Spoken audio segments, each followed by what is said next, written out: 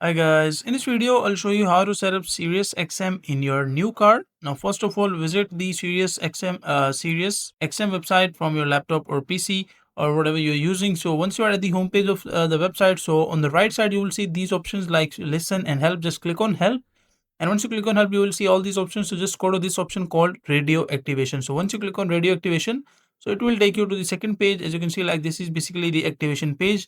Now if you want to directly activate it, just click on activate, and otherwise you can read as well, like you must need a radio id or esn. Like just click on activation and you will see these two options. Either you find your radio id or you want to find your vi and look up.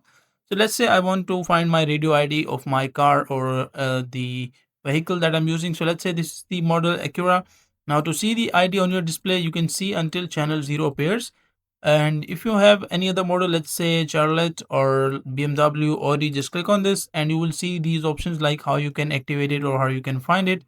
So make sure to go to this option, find the radio ID, and once you find your radio ID, just go to the activation, click on radio activation and just click on activate. Now once you click on activate, so you will be at this page. As you can see, like $25 per month. Now if you're a new user, you make sure to log in with your account and you will get some discount as well.